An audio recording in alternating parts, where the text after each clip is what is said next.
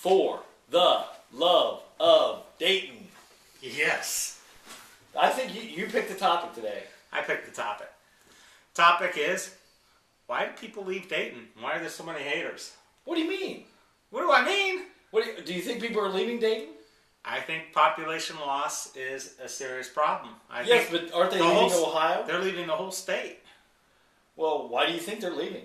Yeah, it ain't for going to Florida because it's warm. What's it for? Well, because or Vegas because it's warm. We used to have good, high-paying jobs here. Is that one of the reasons? That's probably one of the reasons. And then they talk about whether the state is business friendly. Business friendly. Is it business friendly? I own a small business, and frankly, I can tell you that there's a lot to be desired in terms of the tax codes and how they organize payment online and everything else. They make it rather difficult.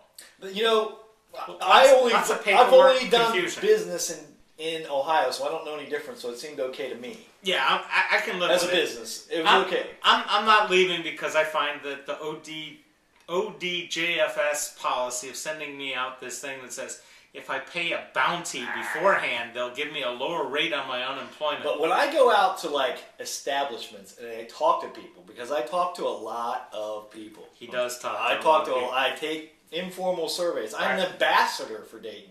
Yeah. Well, because I love Dayton, really. I've loved Dayton for what it could be, not for what it is. But when you take the polls, people that have been here or forced to be here, either through school or any of those things, or Wright-Patterson, younger people, non-childbearing, those that drive the economy. They're not fans. They want to leave. They hate the place. Hate it. Hate. And why? Why? No nightlife. No edge. No edge. No fun. It's like Alabama. Could it be our leftover blue laws? It could be a lot of leftovers. Well, it's a lot of leftovers. That's the problem. We're leftovers too, unfortunately. I really don't want to be doing this. I think there's more highly qualified people in the world, but nobody seems to pick up the mantle. I mean, what do we have for a politician? Turner? And then we embraced Hall. That guy was a loser. But you wouldn't know that by reading it. So lack of leadership. We don't have people saying it's a good time, live here, live it up. Oh, of course, I think if we had a more regional government... Having a governor that's a criminal, a prison psychologist and a preacher doesn't exactly say... On the road to Alabama. Come to Ohio and party, does it? Well, I mean, there's a couple of things. I mean, I think we have a very highly religious, group of people that kind of influence the way laws are done. And if they want to create heaven on earth, the Taliban of Ohio, it's well described them, the Taliban of Ohio want to create heaven on earth. It can't be done. Oh, come on. They have those lock-ins overnight for youth at their mega churches. Yes. That's nightlife. Well, I don't want to belittle it. I mean, I grew up in the church, I grew up in an offspring of your particular religion, Well, regardless, let's talk about some craziness that stops us from having a lifetime. Why do we close the bars? Why do we stop selling alcohol at 2 a.m.? Well, I think it's a lot of things. I think if you look because of the jurisdictions, like me, I know how to avoid issues.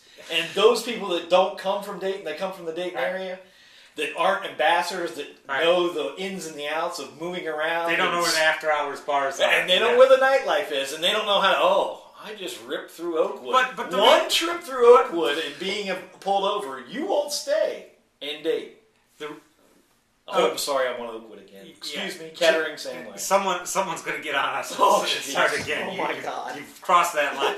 But let's talk about closing the bars at 2 a.m. I mean, we used to have a third shift. Where did they go to drink? Well, they go down to Sure Shots. Yeah. Well, I know where they go. See, I know where they go. But the reality is if people want to stay up all night and get drunk and party downtown at Mask, let them do it. It's not government's job to cut it out. If you want to open up a restaurant and you want a liquor license, you shouldn't have to jump through a million hoops. Well, I mean, it gets ridiculous.